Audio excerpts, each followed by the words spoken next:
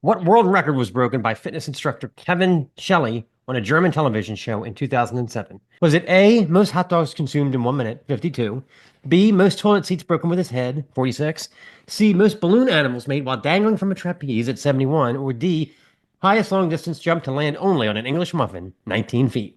The other day, he hit me with, "Good morning, sunshine," at 7:30 a.m. I'm like, dude, I'm one batched print job away from setting this place on fire. All right, this one, Diggerland. Only in New Jersey would there be a park for those of us who never got to be Bob the Builder. People take rides on backhoes, farm tractors, forestry claws, or you could just start overcompensating like, yep, me too, super blessed, hashtag grateful. I'm so blessed I decided to go full John the Baptist for lunch today. Wild honey and locusts all around, yum. This is the Snaggletooth Rock and Roll Podcast. I'm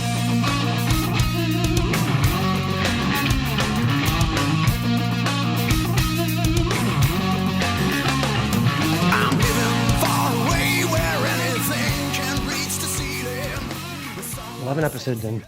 7 episodes in, and still another rainy weekend. You know, between the two shows, we've done 21. This is our 21st episode of season 4. It seemed like season 4 was never going to start. Now we're like over 20 episodes into it. That's crazy. Yeah. Well, we have a lot of interesting things to talk to you about today. Yeah. So welcome back. One of which is, you ever meet somebody who's genuinely jolly, like to their core?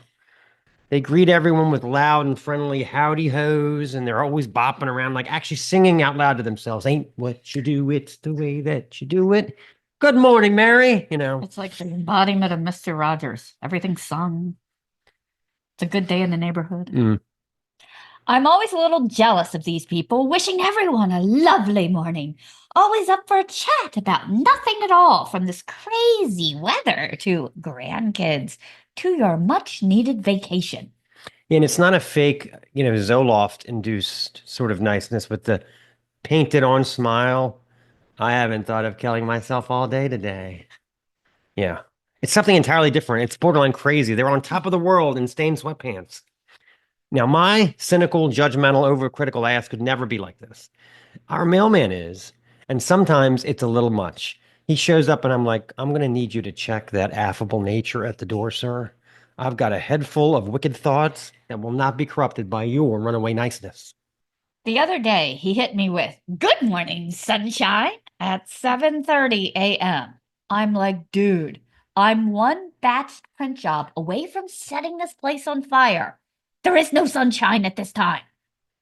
I try to picture how someone finds this advanced stage of Jollyness. Won the lottery? Never had to wait at a red light? Microdosing mushrooms round the clock?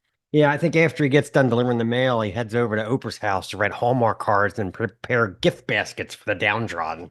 They address people with endearing titles like kiddo, sugar, chief, honey, sweetie, and boss man. They say things like, "Your smile is so contagious," and "nothing to it but to do it," as opposed to "my way." What the fuck do you want now? And did you seriously just ask me that? I mean, let's think about the word jolly. What is the official flag for pirate ships?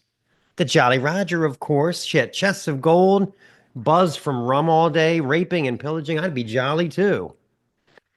Plus, who would buy a candy called the Melancholy Rancher? This candy would taste so much better if it wasn't so maudlin. I have to file that one next to bitter tarts and almond joyless. Let's just hypothetically say you're a frozen veggie peddler that just happens to be a green giant. Just hypothetically speaking, yeah. I'm detecting some jolliness on the horizon. Ho, ho, ho.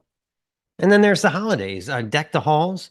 I mean, 'tis the season to be realistically skeptical. It just kills the vibe, and it doesn't really come close to rhyming at all. Have you ever asked someone, "Hey, how are you today?" Just casual small talk among strangers, and they just slam back with, "Blessed." Like, whoa, okay, I was not ready for that spiritual ambush at 9:06 a.m. outside of Dunkin' without any coffee in hand yet. How are you? Eternally damned. How are you? Sorry. Like their whole body vibrates when they say it. You can feel the Holy Spirit punch you in the chest. It feels super aggressive, as if I'm going to disagree that they are to the contrary. Meanwhile, I'm standing there like, oh wow, okay, blessed, cool, totally normal human greeting. My eyes get wide like a deer in headlights. Am I about to be handed? Fuck. My eyes get wide like a deer in headlights. Am I about to be handed a Bible pamphlet to immediately put in file 13? Now I've got to pretend I'm not an anti-religious person with an affinity for witchcraft and pentagrams. Or you could just start overcompensating, like, yep, me too. Super blessed. Hashtag grateful. I'm so blessed I decided to go full John the Baptist for lunch today. Wild honey and locusts all around. Yum. Okay, I want to talk about our feature interview. Our feature interview this week is with our latest musical obsession, Mr. Ezra Cohen, the New Hampshire punk rocker, singer, songwriter, producer, and coffee enthusiast. We have a great talk with Ezra about the making of his latest album, Worse for the Wear, how he came to work with the Big City Band, and how the New Hampshire music scene has evolved over the years. So stay tuned for that. Okay, let's play a song. This is Running Out of Space. Kettles roaring, and you're running out of space. That you can take life at your pace. That you.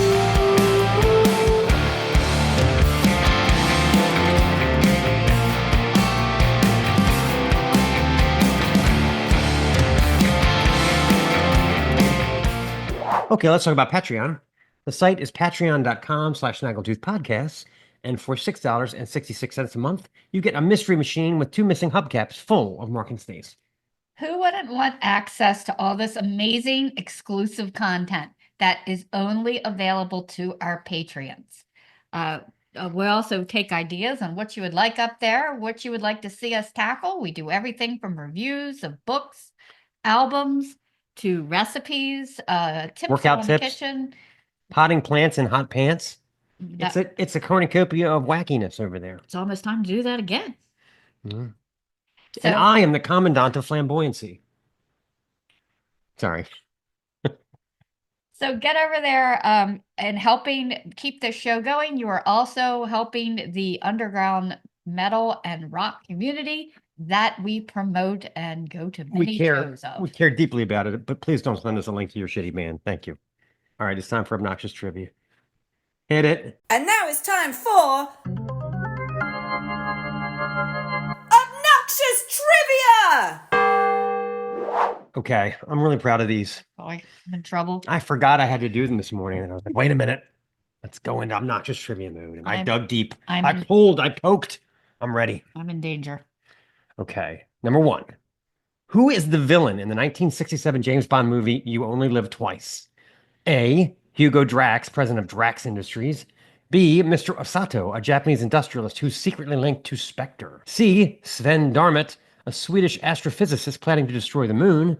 Or D. Fred Sanchez, Colombian drug lord that smuggles cocaine in gasoline. You only live twice.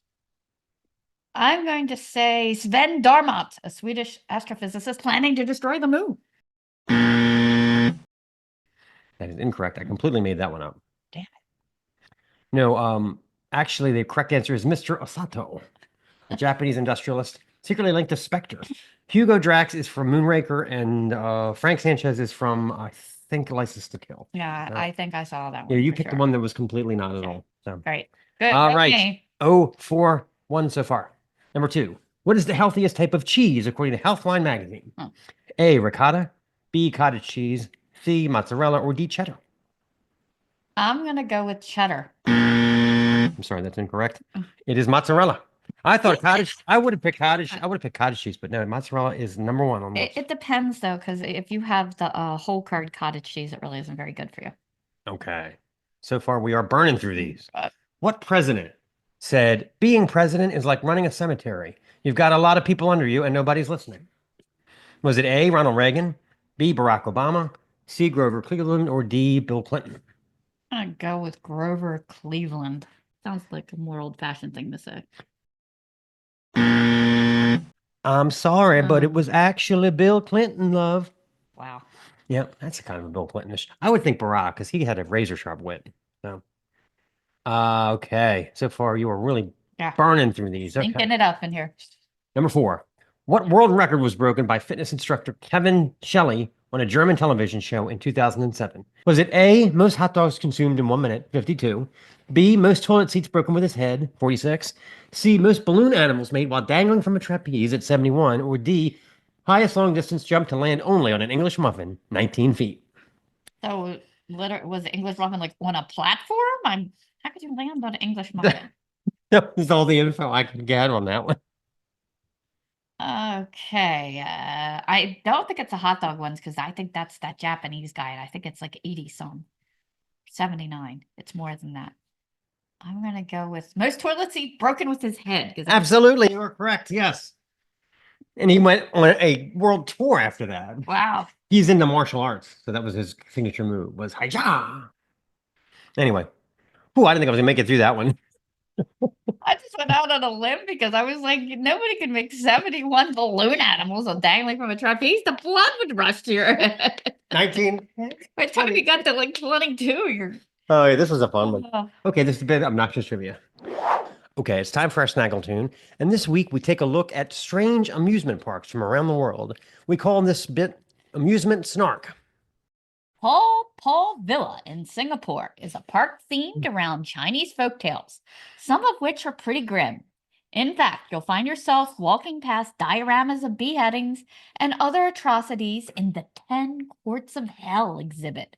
A great way to educate the kiddos, and especially get some head on a stick appreciation while you wait for the next sequel to Frozen or Despicable Me to hit theaters. Stay tuned for the very popular finger removal cocktail hour. Free admission if you ever stolen a Snickers bar. Mm. All right, I know I'm butchering this one, but Igvanimo Drama. It's a theme park set in a Soviet Union era bunker in Lithuania. In this theme park, belongings are confiscated, gas masks are required, interrogations are performed. It's communist 1984 all over again. Stale crusts of bread dolled out for lunch. Why would anyone choose this for their vacation?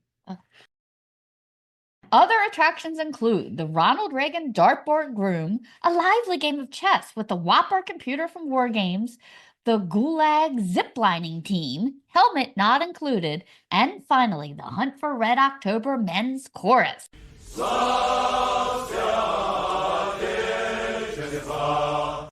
Bon Land is a park created by the Danish Bon Bon Candy Company. It's like something out of Black Mirror, with animal statues depicting farting dogs. How do you depict a farting dog? Vomiting rats, and confections with names like earwax and seagull droppings. My first question was, are the Squid Games people aware of this? Or maybe this was the part of Wonka's factory that was closed for the tour due to OSHA violations. All right, this one, Diggerland. Only in New Jersey would there be a park for those of us who never got to be Bob the Builder. People take rides on backhoes, farm tractors, forestry claws, the whole 9 yards. Be sure to stop at the Forklift Cafe for a sawdusty snack while you're there. Strangely, when I was a kid, nobody wanted to be a ditch digger. Things have gotten all topsy-turvy nowadays. I can't wait to visit Concrete Floor World. Fancy a spin in a cement mixer ride. Or, best of all, Sewer Tank Fantasyland. Loveland in South Korea was built to teach sex education in a country with historically low birth rates. Stroll through a path full of phallic imagery, surging fountains, and figures engaged in a wide variety of kinky activities that the Karma Sutra left out. Plus, there's a self-pleasure bicycle and sex ed films. Yeah, word has it they've erected several new attractions. But it's hard to predict when you'll get to the real climax of the Loveland experience. Park visitors were quoted as saying, "Great, another fucking exhibit." In El Barto, Mexico, the park offers a night walk, which consists of a brutal 4-hour hike meant to simulate an illegal border crossing from Mexico into the U.S. The park includes a church pep talk, dodging fake law enforcement spotlights, and navigating extreme river crossings in pitch black. if you pay extra, they give a baby to you to do it with. Other considered attractions include the Snorkeling the River Grande water park. It turned out this one had a defect. The Rio Grande is also a reservoir for infectious microorganisms and toxic pollutants, so make sure all your vaccinations are up to date. This was closely followed by a brandy new ride, Escape the Siberian Fishing Freighter, a 6-week paddle journey in the freezing Atlantic. Free customs interrogation when you hit the coast of Maine. All right, I can't take any more. Let's hear a song. This is Ezra Cohen with Get a Fix. And you don't have to work that hard forever. And you don't have to look that far to get a fix. To get a fix. Okay, let's talk about imperfect foods. Imperfect Foods is the grocery service that delivers right to your door. Has so many delicious things, we had to stop getting some of the snacks. They were too addictive. Yeah. The blue cheese puffs, we had to put the kibosh on that. Yeah. But States never gets any. I don't. In fact, except the time I bought 2 bags and then I got a few. But they are really good. They have a wide variety of things. This week, I got a lot of meats from them, and they are a point system. In fact, I had forgotten to check out my points. We had over 1,000 points, so we got free turkey to put on our salad. Yeah. So lots of good things over there. We love their cheeses. We tried a truffle cheese that was different this It was time. really good. It was good. Of course, our habanero cheddar. That doesn't last. The sliced Havarti is also something you don't see in many stores. Right. They also have pantry staples, meat substitutes. What about the for avocado weekend oil thing? Oh yeah, the avocado oil. I was talking with ChatGPT and he was telling me avocado oil was better for air fryers and high temperature cooking. So I got some from Imperfect this week. Again, not something you might want Did to you use that on the chips for breakfast that you made? Yeah, I It did. was great. Yeah. It's really good. I think chat was right. So anyway, So use our link. It will save you off your first order, and you too can get all your groceries delivered to your door. No need to bring your recyclable bags. very good. Yes. It is time for one that I have been looking forward to covering. Ministries, The Land of Rape and Honey That's from three rapes in this 1988. show. You said rape twice. Okay, so Ministry in 1988 pulls back the cosmic curtain and gives us a glimpse of the 90s electro heaviness a couple years early. Now, there's no disrespect meant to Skinny Puppy or Killing Joke, both of whom had already carved 666 shaped paths to my black heart by then, but this record quickly became the yardstick by which all industrial sleaze coasters would be judged, world without end, amen. Despite its genius, the dance hall harlotry of the last record, Twitch, gets completely shoved sideways by this hedonistic collection of hunchback guitar segments, bellicose shouts, sawed-off rhythms, and sewn-together samples. I actually really like Twitch a lot, but Jorgensen hates it. Really? He always talks about how much he hates it. I don't know. I don't think there's problems. Anyway, okay. The left-hand path laid out by Jorgensen and his posse of trash monkeys, now including staple contributor Paul Barker. How much would you pay at this point?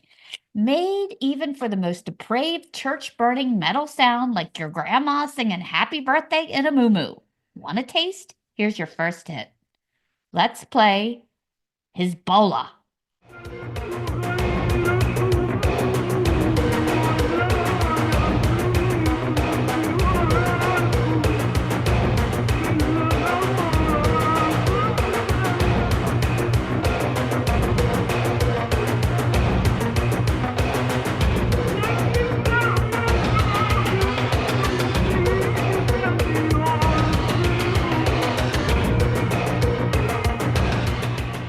Okay. Co-produced by Al Jorgensen under the pseudonym Hypo Luxa, along with Barker, who is nicknamed Hermes Pan. The whole thing is so salacious and soaked in cyber nihilism that it's tough to pin down the apex moments. The rollicking beat and twisted samples of Hezbollah that you just heard play tricks on the mind like a hangover from a night of witch burning and hallucinogenic cider. Oh, don't tell me you haven't been there. Al's vocals are processed to the point of sounding like a sadistic robot with its throat cut, and the anger and intensity throughout these 9 songs are like nothing ever heard up to that point. anti-music, anti-pop, and anti-social, this may be the most beautifully ugly record ever recorded. The missing tears through like a riot at a data center, and Deity is just one big punch in the face from a skeletal preacher with a drum machine for a harp. But the real climax is you know what you are, the cracked jewel in this crown of rust. Like a last hit from a blood-stained inhaler, it's the moment your body says no and your soul says yes. The evil laughter and wraith-like vocal is an electric dog collar, shocking, shocking, shocking our corroded brain at random intervals. You can't get it off. You can't even feel it, but it's there, and eventually we stop groping for control and just succumb to the ecstasy. The entire album is sort of a tribute to men's capacity for the grotesque. This is You Know What You Are.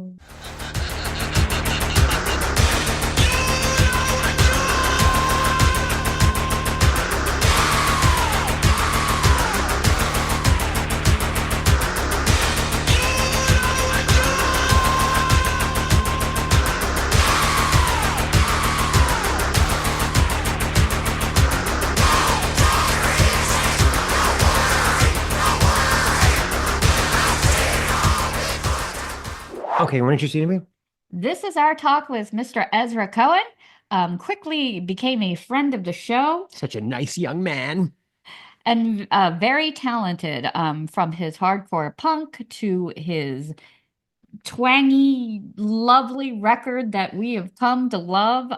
It's like a little bit of country, a little bit of rock and roll.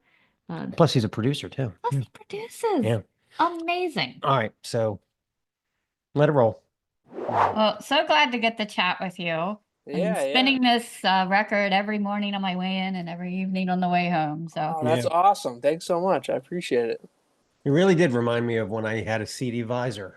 It really did. Yeah, Like I said in the I review. appreciated you saying that in the review. That's the vibe, you know. Yeah, oh yeah, yeah. I had everything I needed right there, you know. Yeah, So, totally. yeah. The little CD booklet. That's right. Yeah. It was a different era. Yeah, totally. yeah, I was shocked. I bought a used car. It's a 2016, and I just realized the other day Yeah. I have a CD player. Oh, that's awesome. Yeah, yeah. So at the beginning, you came up kind of through the melodic punk scene with the notches. Do you Mhm. remember what initially drew you to that sound, and what were your biggest takeaways from that chapter of your musical life? Not that it's over. Yeah, totally. Yeah, I don't know. I was really fortunate to come into the punk scene and stuff in New Hampshire through a group of people that was kind of their musical leaning. And I kind of always gravitated towards that sound, like the melodic, hooks and stuff. But also I always liked the energy of like punk music and stuff like that. So yeah, like I said, like that was just kind of what was around me at the time. Like New Hampshire's pretty small as far as any sort of scene goes, especially at that time. So it was kind of just what was happening. So I kind of got caught up in that. And yeah, I was lucky to, find like-minded people to both play with, and I got to see a lot of great bands and meet a lot of great bands around that time. So I was pretty lucky to have that be my formative kind of scene. Good way to get your roots in. What was the kind of the style of the scene back in the day? Let me see. It was kind of all over the place. Like the thing that's different about us being from a smaller scene, like something in New Hampshire, rather than starting doing music in a city, is that there's not 10 bands that all sound the same. Like there's maybe only 10 or 15 bands total, and everybody sounds totally different. But I think like I don't know, I feel like New England bands have always been a lot of influence from like the 90s kind of alternative stuff and punk stuff. So like your kind of Dinosaur Jr. influence and all that. And I feel like a lot of bands, especially back then, were really taking influence from stuff like Jawbreaker, like kind of '90s melodic punk Yeah. stuff. So yeah, generally I would say, but like I said, like everybody kind of had a different thing going on. Were there like several venues back then that where bands kind of rotated? Are they still around, or like what's the scene like in terms of playing out? Yeah, it's changed a lot as far as venues. I can't think of a ton that are still around from back then, but the Dover Brick House was a big one um, in our area, which unfortunately is no longer. They're no longer doing shows there. There was like a local teen center also in Dover that did a ton of shows that I would go play a lot when I was a kid and kind of starting out. And then later on, there was a small bar in Portsmouth called the Red Door that was pretty poppin' there for a while. They did a ton of shows, and yeah, another place called Sue's, which was in Rollinsford, but yeah, none of which exist anymore. Um, but it's cool because stuff's changed a lot, but it's gotten better too. So it's now there's this whole new crop of places to play and stuff Oh, like cool. that. So, if you could do a Marty McFly and go back in Uh-huh. time and run into your younger self, what Mhm. advice or what would you say to him? Oh man, I don't know. I think I like I said, like I was pretty lucky just to immediately jump in with a good crew of like-minded people that like kind of taught me the right way to do things and like the kind of the right way to operate ethically and in I think in the music scene and stuff. So I don't know if I would change much. Yeah, I've been really lucky. Like I was like always been really enthusiastic about music and playing shows and writing songs and stuff. And yeah, I would just try to keep that shimmer as long as I could, and try not to get jaded or anything, which I still feel like I've avoided pretty well, thankfully, Yeah, as time's gone on. So I don't know. Yeah, like I said, I feel like lucky to have the experience I've had so far. So that's yeah. cool. Well, tell us about the TED TV project. How did it come together, and what was your role on the Zenith EP? Oh yeah, oh, that was a cool one. So yeah, I've been recording bands a ton lately in New Hampshire and some from Massachusetts and Connecticut, and so I've kind of been doing that for like 2 years now in a serious capacity. So that one was a project I did for a friend of mine who plays in a cool band called Dog Lips from the Seacoast. They're like an awesome, like garagey punk band. Definitely worth checking out. But yeah, he was just jamming with a buddy, and they had written a bunch of songs and needed someone to help record them. So I think we just spent like 2 days working on that, and it was super fun, like super up my alley of stuff I like to work on, both musically and recording, like sonically. So yeah, I recorded it and then mixed it and mastered it for him. You have your own board and all that stuff. Oh yeah, way too much junk. Yes, if I ever have to move it, I'm doomed. Oh, geez. Yeah, I guess it's not as much as some other people have, but it's a good amount of gear. So you pretty much stayed plugged into the punk scene, with Retract. What do you think the Mhm. biggest challenges are to playing like a heavier format or maybe rewards? Yeah. So that's been kind of a recent thing. Like I always liked that kind of music a lot, like heavier kind of punk stuff. I've always been drawn to that, but never really, you know, dipped my foot into playing. But I kind of got lucky because I had known the members, or one of the members of that band for a long time, and they needed a guitar player. They reached out to me to record them actually, but they didn't have a guitar player. Um, so I just asked about if they would want somebody to try out. Um, and yeah, it's just kind of been going since then. But So that's been less than a year, but we've been very active playing.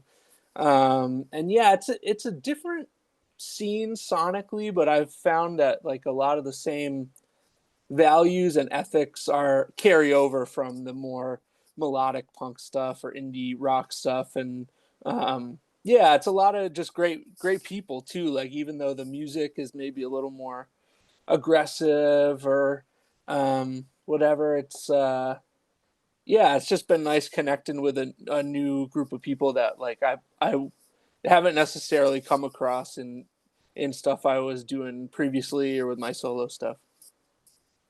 Sometimes I think like the heavier scenes, like when we go to Maryland Death Fest, I was a little afraid the first time. Yeah, yeah. Nicest people you have ever met. Totally. Yeah, that's the vibe. It's really cool to I like that. Like, you know, seeing somebody go being real wild on stage or they're moshing or whatever, and then you talk to them and they're just like super nice. Like that's how they're getting all that stuff out. So Right. they're just Right. super It's super the mellow. therapy. Yeah. So Yeah. I like that. It's been a treat to get to play in that band and have some different experiences doing that.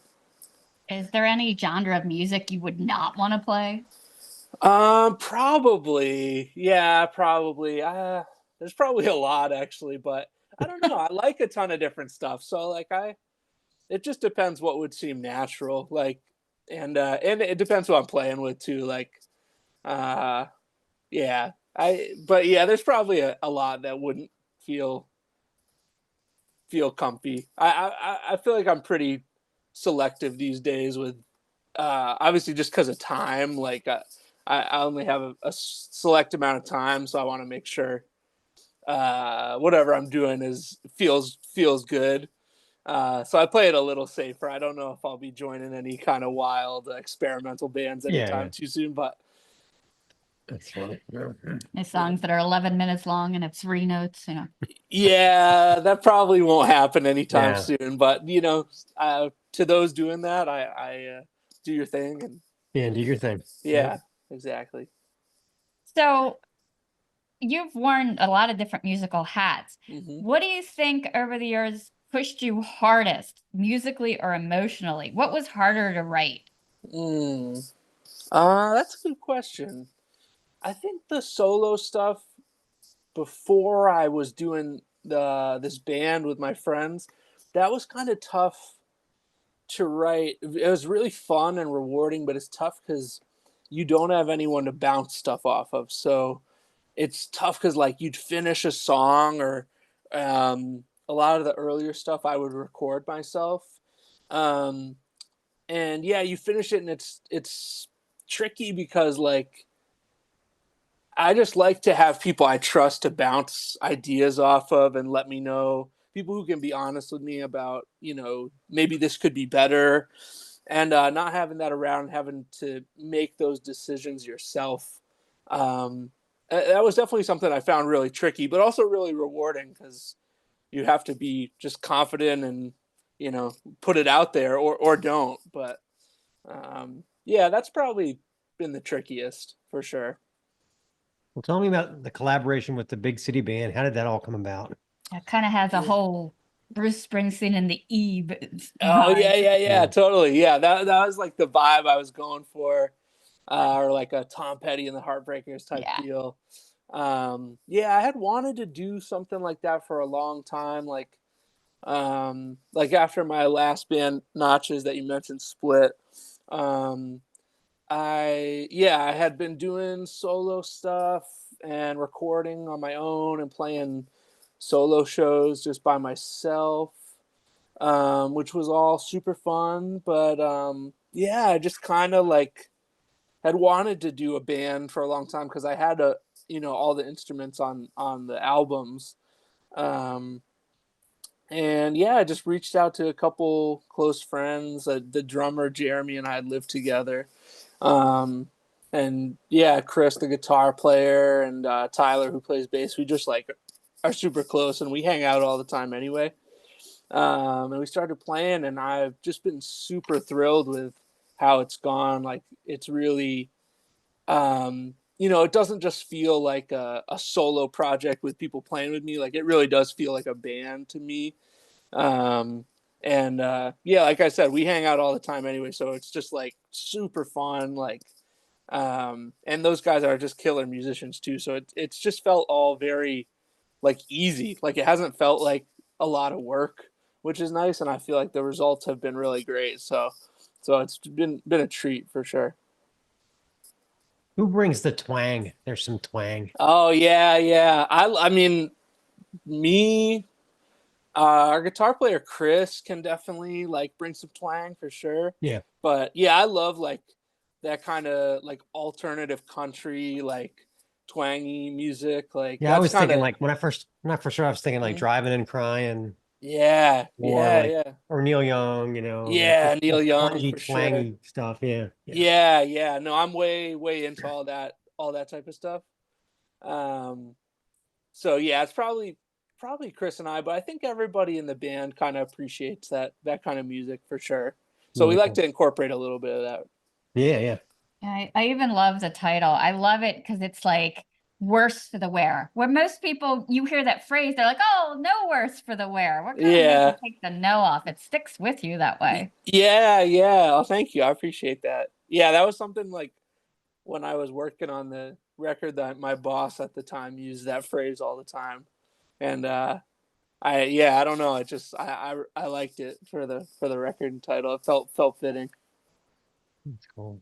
Sounds like some of the used cars I drove. I had the Saturn. The more you drove it, the more things fell off of it. It was Yeah. It's just it's been through it a little bit. It's got a little wear and tear.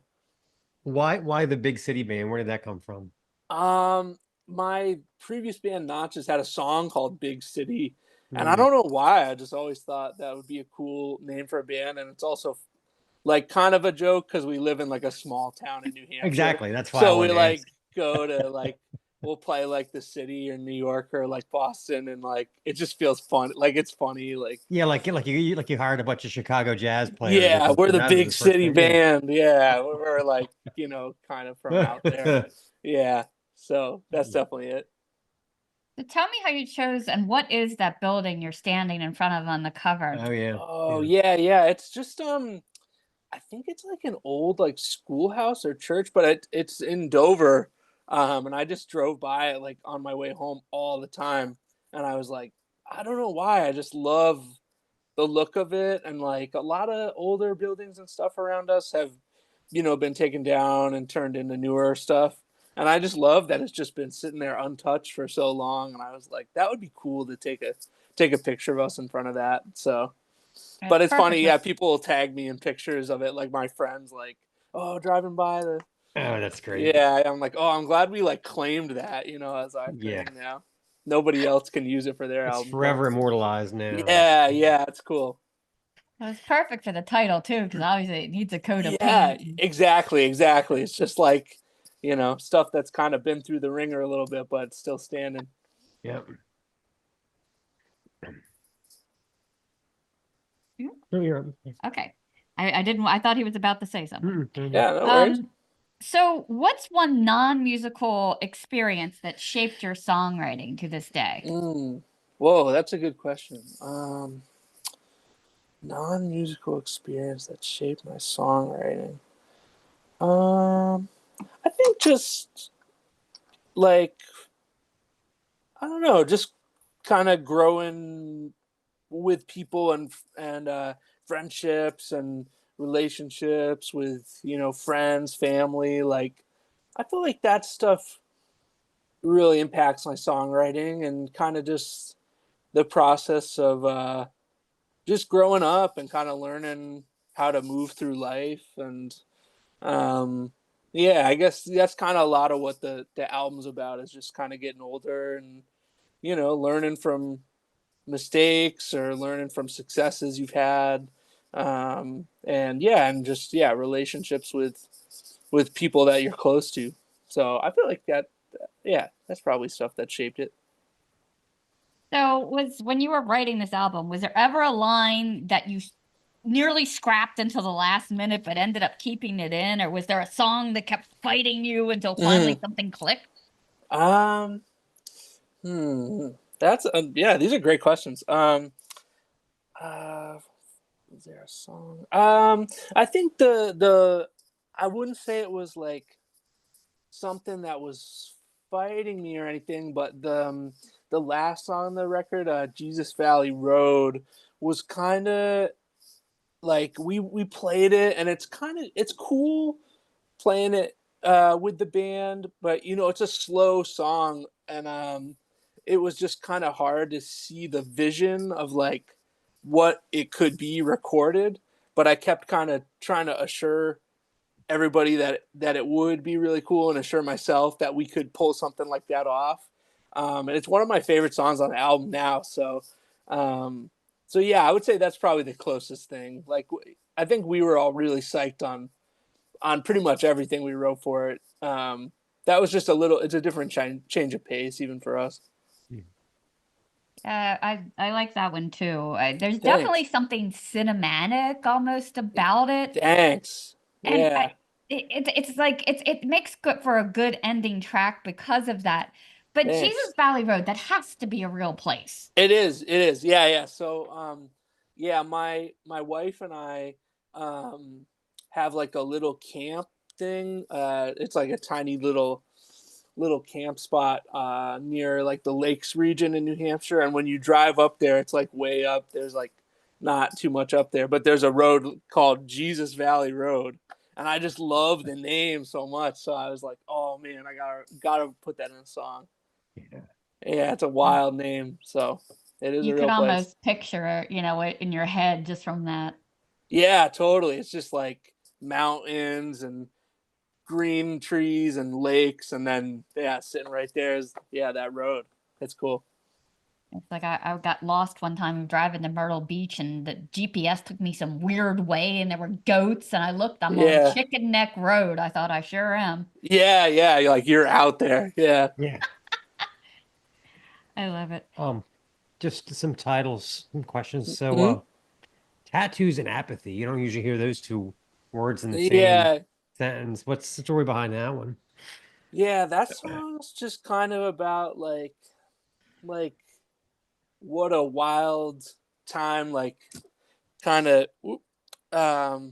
like your early 20s is, and just like I said, like kind of figuring out how to move through life and being fresh out of college or whatever, and kind of looking back on that time in life, and reminiscing on some stuff fondly, some stuff not so fondly, and just seeing how people change or move in and out of your life from that time. So yeah, that's kind of what that song's about. Yeah, I kind of like that. I don't care, but I'm gonna get it tattooed forever. That's the vibe. Like, yeah, you're kind of just trying stuff out, like seeing what feels good. Did you ever have a tattoo you later regretted? I have no tattoos. Yeah. My wife has a ton, but I'm like one of the only one of my friends that has nothing. Yeah. Tattoo artists are therapy the whole time you're getting when you're just telling them your life story. Yeah, totally. Yeah. So I love the static at the beginning of Get a Fix. It almost sounds like it's like you're between channels and then the song just explodes. Yeah, Is that that's meant what to symbolize anything? No, I mean, it's exactly what you said. So our guitar player Chris, when we were working on that, he had like built this guitar pedal, like a fuzz pedal or something, and we were messing around with it in the studio with Alex, and it started picking up the radio. So that's what that is. It's just a snippet of radio that he picked up, and then it goes into the song. Yeah, you mentioned Dinosaur Jr. That's the first thing I thought of when I heard it. Yeah. Yeah. Oh, that's cool. Jay Mascis. Yeah. I love them. Yeah, I saw them. It was the weirdest show. They opened for Caius. Oh, whoa. It's the weirdest show. Yeah. Whoa, that's a wild lineup. I would have put those two together, but yeah. So I was glad we saw it. Yeah, that's neat. So you talk a lot about a fix in that, and I mean that can mean so many things. What do you need when you need a fix? Is it your go-to music, food, something else? Yeah, probably like some good music and coffee for sure. Yeah. Yeah, probably something like that. Yeah, it's kind of like that song's just about like how everybody has something like that that's their like, fix or their comfort or whatever. And some are looked on well and some poorly, but everybody has something like that. So that's kind of what that song's about. And we try to get out quite frequently. I love the smaller venues. I mean, we go Yeah. to the bigger ones, but I love the tiny ones. Yeah, the Auto Bar, Yeah. that one. Yeah. Oh yeah. Yeah. Seems to come up in every interview. It's like, Yeah. Where's the Outtro? Yeah. Yeah, that's like the famous, yeah. We were just there to see Thou not too terribly long That's ago. right. Thou? Nice. Yeah. That's awesome. They're awesome. Yeah. Yeah. And we were interviewing Blaine Cook from The Accused for like the 10th time. Mhm. And he's part owner of the Oh, bar. really? I did He not know knows that. someone. He's friends with I him. thought he said An he was. investor. Yeah, he's like anyway. Yeah, the Auto Bar is a very interesting place. Yeah. Yeah. So I really also love Fire Escape. I love the lyrics Oh. are talking about there's always a fire in the fire escape. Mhm. I love the imagery. It's kind of like saying, you can't take the easy way out. You can't go that way. Is that kind of the vibe you were going for? Totally. Yeah. I mean, it's like there's always there's always something, so there's always some issue or struggle, whether it be major or minor, that's gonna come up in life. So it's just kind of trying to, breeze your way through it all or rise above it or whatever. But yeah, that's one of my favorite songs on the record. We were pretty psyched on how that came out. And Kickback is good. As soon as you said half drunk, I knew exactly what you meant.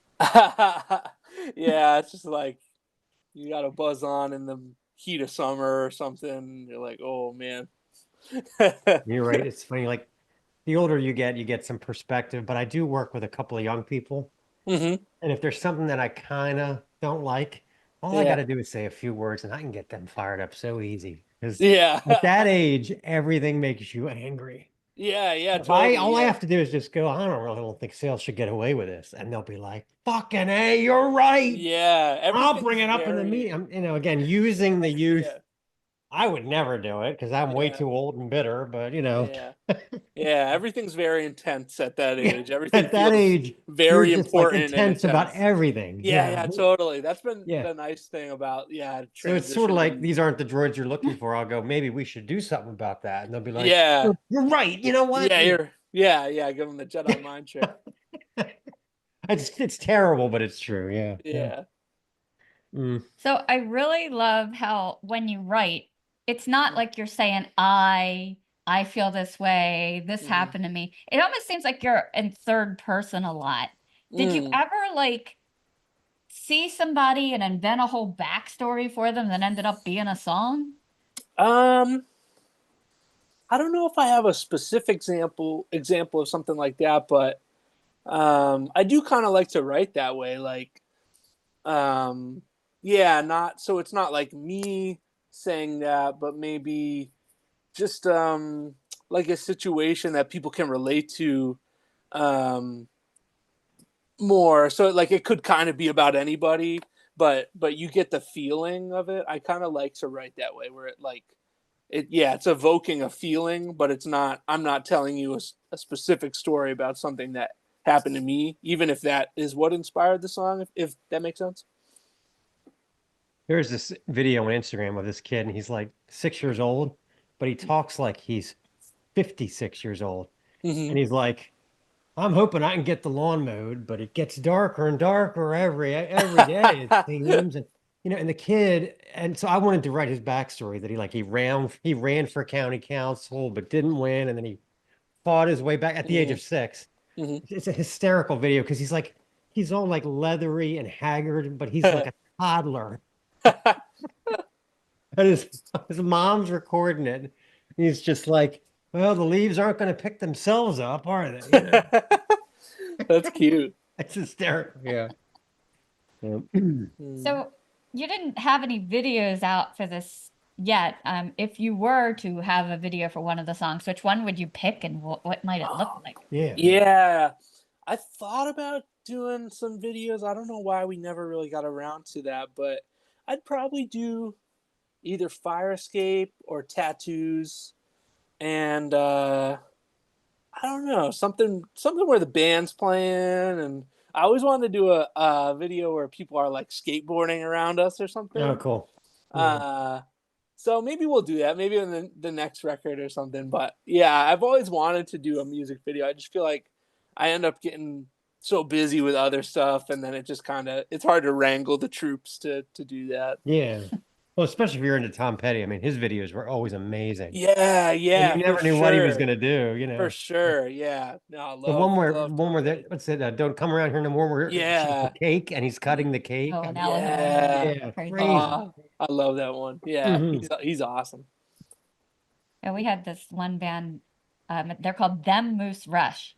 And they Them have the Moose Rush. wildest videos you have ever seen. And I was thinking Whoa. about that because the fire, they have this guy and he's furiously typing at the bar, but what he's writing is coming to life behind him. So there's like people shooting each other and fires breaking out. Whoa, that's It's Yeah, I cool. forgot about that. Yeah. Yeah, it's a true art. Like when you can really do an awesome video, it really makes an impression.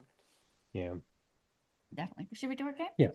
All right, so we play a game on the show. Mhm. I have 100 questions in front of me, but don't worry, you're only going to answer 5. All So I right, want you to awesome. pick 5 numbers All right, between 1 and 100. 1 and 100. All right, so I'll go 4, 15, 31, 50, and 75. Number 4. Do you All right. believe in astrology? I would say I'm like halfway. Like I think there's definitely something to it. I don't know if I've taken the time to really dive in, but I have some friends that are really into it. So I won't say no, but I think there's something there. There's something there for sure. Well, this girl who worked with, she always walks around with books about Uranus and Moon in retrograde, and I'm like, Yeah. Yeah, I went through a tarot reading stage. This woman trained me to do it. She's really, really good. And it takes a very intelligent person to do it. Like, Yeah. there are some days like I would have to think about a reading all day to Yeah. finally figure out what it was telling me. And then a month later I realized I was wrong. Yeah, it's wild stuff. Like when people But it's are always really- accurate. There's always something to it. Totally. Yeah. Yeah. all right. You said 15. Did you ever binge a Netflix show recently? And if so, what was it? Absolutely. Netflix, I don't know if Netflix.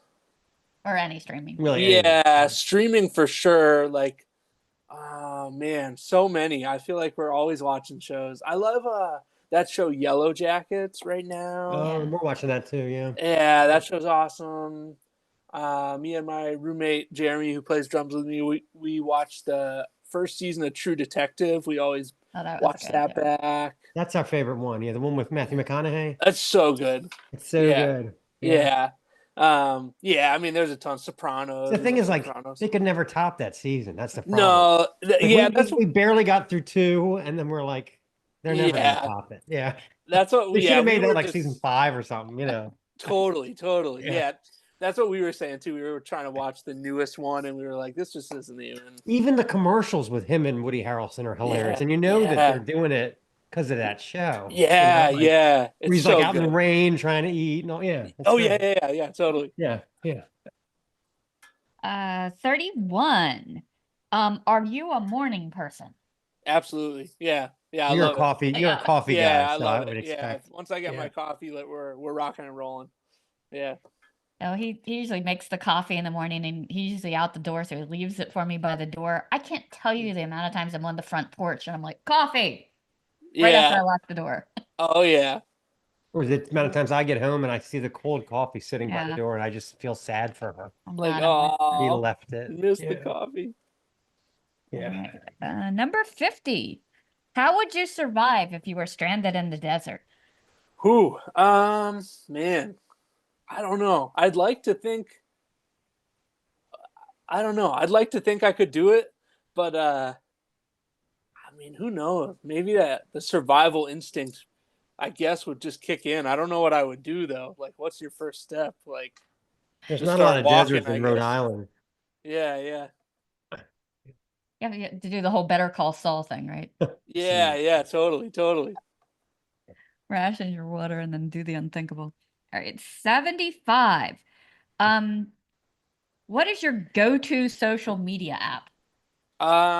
Unfortunately, Instagram way too much probably, but it's tough because it's like the best platform for promoting music stuff, at least that I use. And like a lot of people, message me about like, can you play this show on there and XYZ. So I end up being on there way too much. So I mean, I guess that's how we connected.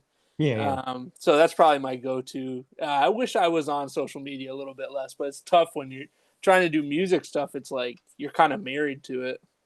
When you have anything to promote, Yeah, yeah, yeah, it's that way. It's like a necessary evil. Yeah. absolutely. Yeah. How old are you in your profile picture? I'm guessing 4 or 5. In my profile. Oh, yeah, yeah. On Instagram. Yeah, I probably am like 5. Yeah, yeah. That's my. I think I was at the dentist. Yeah, yeah. I just got a tooth out at the dentist, so I'm like smiling. Yeah. It's cool. Yeah. Mhm. At first, I was like, "Is that his son?" I'm like, "No, I No, see a that's resemblance. It looks kind of old school." yeah. That's little me. That's little me. So do you guys have any upcoming shows or festival appearances? We do, yeah, yeah. I'm really psyched. May 17th, we're opening up for that band Sam I Am and Iron Chic in Boston at the Brighton Music Hall. And then the next day, we're going to Montreal to play at Pooza Fest. And those bands are playing there as well. So, yeah, that's our next thing. And then I think we're going to try to play Portland, Maine after that because I haven't been there in a while. And then we'll probably do some local stuff. We've been writing another record kind of slowly but surely. So we've been taking it easy on shows this winter just to write some new songs. So how far is it to the Canadian border where you live? So we're like 4-ish hours. Well, I Pretty guess close. 4-ish Yeah. hours from Montreal, so a little bit Mm. less to the border. Mm. Yeah. But yeah, it's pretty easy to jump up and play there. We did that one other time as well. At least for now it is. Yeah, yeah, yeah. It's crazy, yeah. Of all the people to pick a fight with. Yeah, for Aye, real. aye, aye. The Yeah. nicest people. The nicest people, Yeah, exactly. the people there are so My nice. favorite beer in the world is from Canada. It's called Le Fin de Monde. And Oh, recently, our local liquor store has not had it. I'm like, I'm gonna kill it. no. Oh, crazy. Yeah. Yeah. Horrible. Yeah, Yeah. not North Korea. Yeah. Yeah, not Russia. Canada. Yeah. God, right. Canada. Is there any one song for you that just feels absolutely fabulous to play live or gets always a good crowd reaction? Yeah, I would say there's a song from the previous record I did, and the song's called 16, and we always close with that one. I just love playing that song. I never get sick of it. I just love what the band adds to it. So that's probably my favorite always. That's cool. You guys play any covers? Oh, we haven't actually. I really want to cover at a show. I really want to get the band to cover Baba O'Reilly. I just think it would Oh be my, super I wouldn't pick super that sick. one. But yeah, I don't think anyone in the band wants to do it either. But I was gonna that'd be say like fun. Meat Puppets or something. Not Oh, that'd be cool. That'd be Who. really cool. But that Like, would fit maybe your like vibe, you know. Yeah. like a petty song, like "The Waiting" or Oh something. yeah, of would be course. Yeah. cool. But yeah, I don't know. We love like writing songs so much that sometimes it's hard to take That's a good time to thing. learn That's a a good- cover. Yeah, but we should. Maybe We if should too do many people are something. headed to the restroom, you could bust out Tom Petty or something. Yeah, yeah, for sure, for sure. Yeah, Yeah. they look like they're losing interest. So yeah, I was even thinking you guys could add a horn section. Horn section Yeah. would be cool. Yeah, Yeah, I would If love to, or like a sweet like keyboard player, like again, like Tom Petty's band. They Yeah. have a sweet keyboard player, so that might be cool eventually. So, what's your most rock and roll injury, stage related or otherwise? Bonus Ooh. points if it involves tape or whiskey. my. Oh man, I don't know if injury. Rock and roll injury. I'm pretty lame, to be honest. I'm like super, like anybody that's like friends with me knows I'm like pretty low key. Injury. I don't know if I've been rock and roll injured before. I might be I don't know.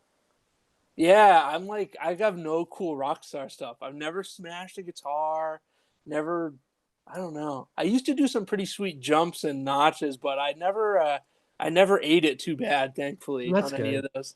So I don't know. I'm safe so far, but hey, It's there's probably a good thing. Yeah. more shows to come. Yeah. So, hopefully, we could catch you out there at some point. I don't know if you're Yeah, already down yeah. this way. Yeah. If you come I'd to the like to Ottabar or yeah. Baltimore I'd like to Soundstage. play Baltimore. I think we tried to on our last tour and it just didn't work out, but I would love to. Yeah. That'd be sweet. The Yeah. Metro Gallery is another venue yeah. we frequent. Metro. Did you guys ever know there was a place called The Crown? Is that still? I don't It- think that's. I don't think so. Okay, yeah, that's where that Notches played when we played there, and that was like 2020, like just pre all the craziness. Well, see, the same buildings in Baltimore recycle their names. Okay, So we'll go to a place that I think I've never been before. yeah, And then halfway through, I'll look over like, wait a minute, that staircase. This used to be called the sidebar. I've been here before. Like oh yeah, the same sidebar, yeah, places like change names, and Okay, you don't gotcha. realize it right away because you haven't been there for like, 13 years. But yeah, yeah, okay, cool. it's the I same gotta like get back 10 down there. buildings. Yeah. Well, we look forward. I'm glad you guys are putting out new music. I love this Yeah. album. Thank you Yeah. guys Cool. so much. Yeah, I for can't it. wait to hear Oh any new stuff. yeah, That's great. yeah. Thank you for having me. Falling on deaf ears.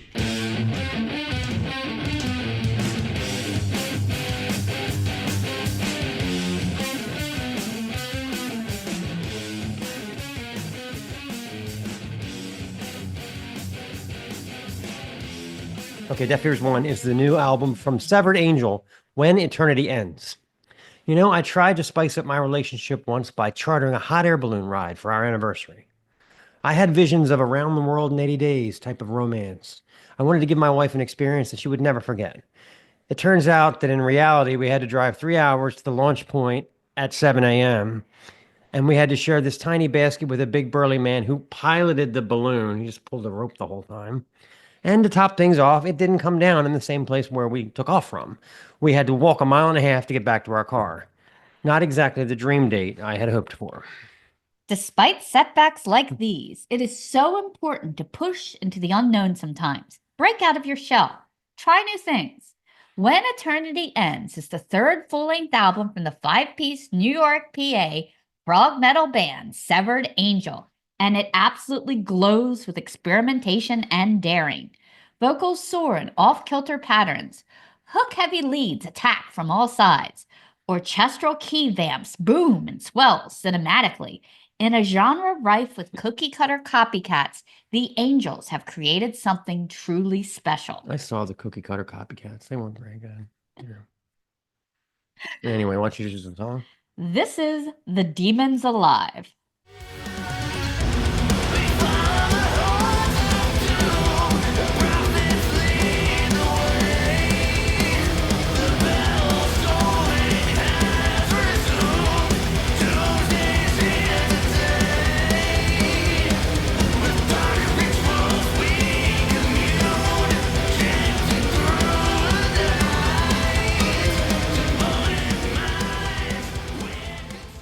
Okay, the song you just heard, called The Demons Alive, just charges out of the gate with funhouse organ from Mark Muchnick that slams headlong into a wickedly heavy riff, providing a backdrop for vocalist Alex Rapetti's clean and growly vocal patterns to twist and writhe.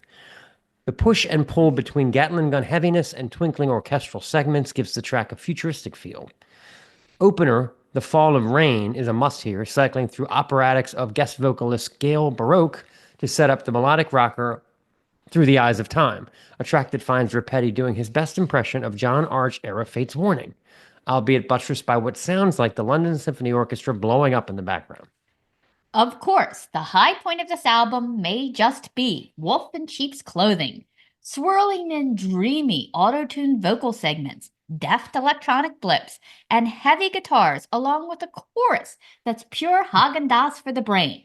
And anyway, take a look at that gorgeous cover, complete with cool gunmetal logo. These guys are covering all the bases while pushing the envelope, and you need to check them out. So maybe the Jay Gordon Liddy themed retirement party that you threw for your coworkers didn't go over as well as you hoped. Once in a while, you still gotta mix things up a little. Let's play a song. This is Wolf in Sheep's Clothing.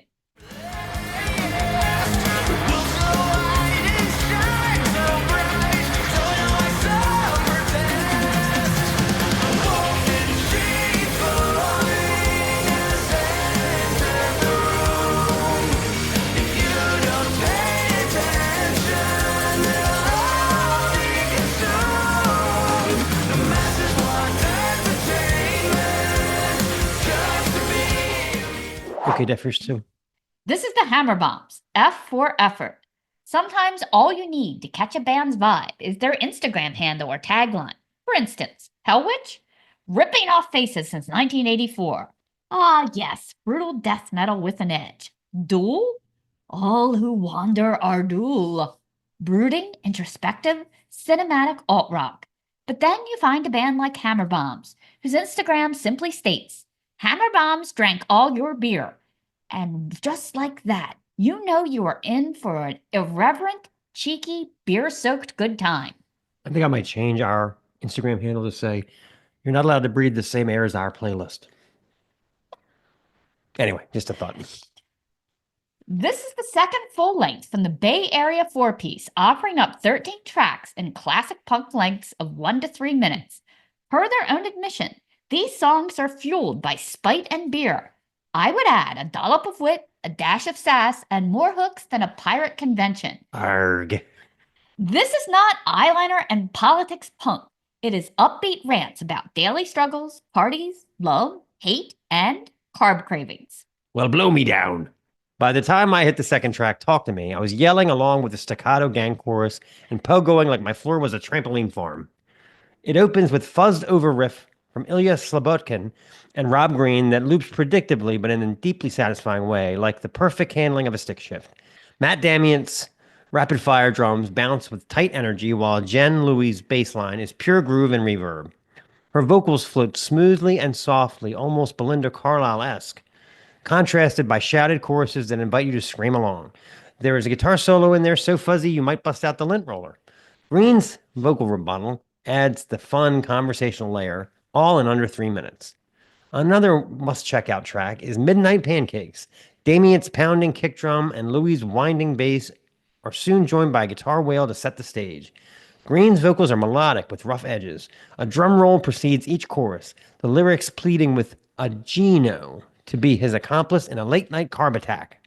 The guitars churn through short power riffs, with the drums popping and bopping quickly. A bright, reverby solo sings out between verses. On the last chorus, Green slows down and draws out that Gino that perfectly set up the sugar-sweet ramp-up that you will unconsciously be singing in the shower tomorrow, by the way.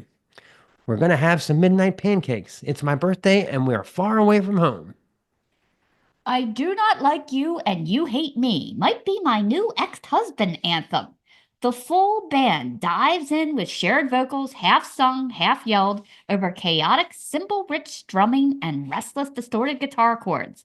It is a cathartic middle finger in musical form. You bunch of fucking jerks, leave me the fuck alone. This whole thing fucking sucks. Let's play a clip. This is Midnight Pancakes.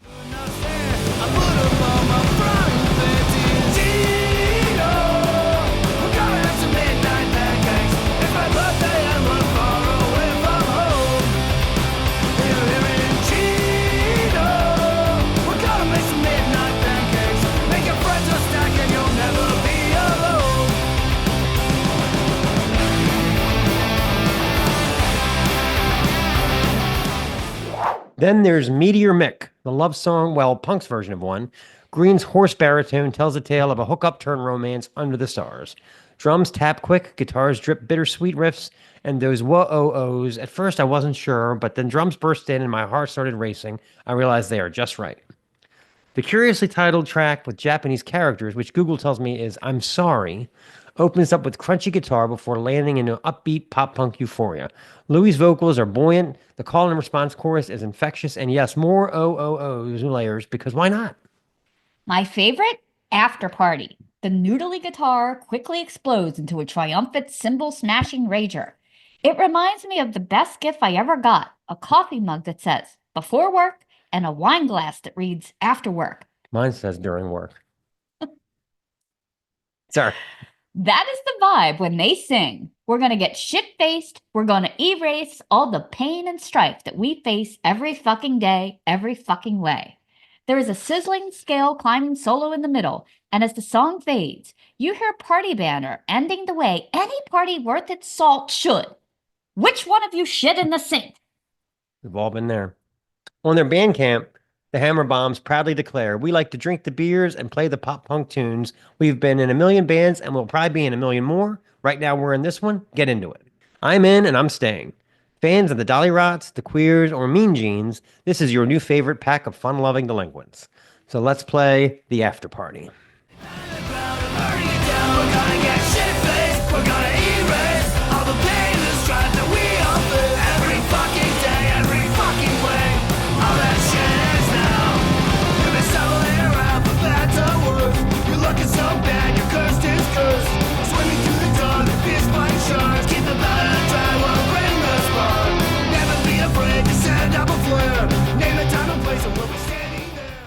Okay, Deaf Ears 3 is the new EP from Lauren Babic.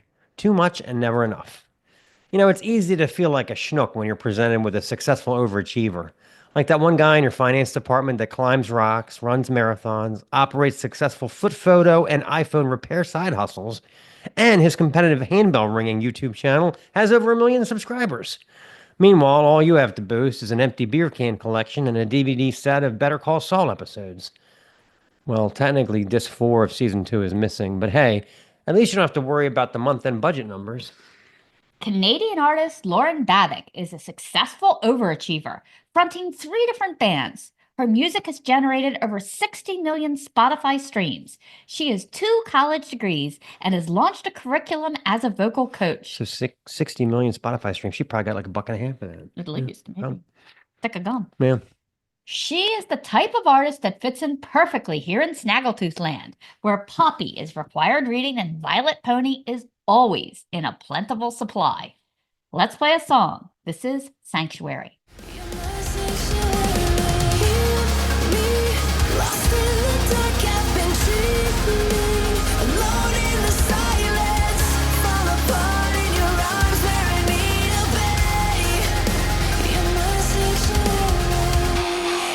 There is no shortage of heavy, glitchy industrial metal to be found here, best evidenced by the very Butcher Baby adjacent crusher, I'm Bored, a song that is sure to connect with Gen Zs, if only for the hard scream chorus, do I have your attention? 'Cause I'm so bored. Riffing is disgustingly heavy, organic, and synthetic percussion locked in stutter-stepping steel cage match, the whole affair likely to result in head injuries and busted furniture. But just when you think it's all parking lot knife fights and Molotov cocktails, the delectable pop of Breathe You In further complicates matters, Babic offering up sexy coos and Avril-adjacent choruses as the heavy guitars play hide-and-seek with ice droplet minimalism. My only criticism is that the dang thing is over so quickly with its 14-minute runtime, but I get it. Kiddos aren't looking for the Tales of Topographic Oceans Part 2 in 2025. In the meantime, you could do a lot worse than heading over to Bandcamp and checking out this brief but enjoyable EP. And don't be jealous of Rick. Sure, he passed the bar and got the promotion, but the dude's got a lot to learn about microwave etiquette in the office. Christ, was that rotten mackerel he was heating up on Tuesday? I think they dispatched OSHA. Anyway, this is On Board.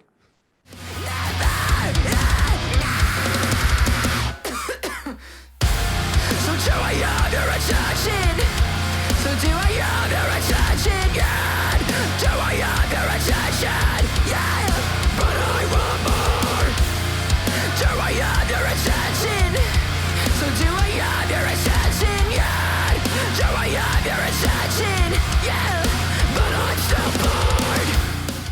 Jim certainly is jolly, isn't he? You know, our pharmaceutical reps are always jolly, but I've always figured they have, they always ask you 9,000 questions. They make you feel important, and I guess that's just to peddle more product. So there's a reason for that. But people Part of the Carnegie training. who are just jolly with absolutely no reason and nothing to gain, suspicious. I got pulled over for excessive jolliness. I pay a $35 fine.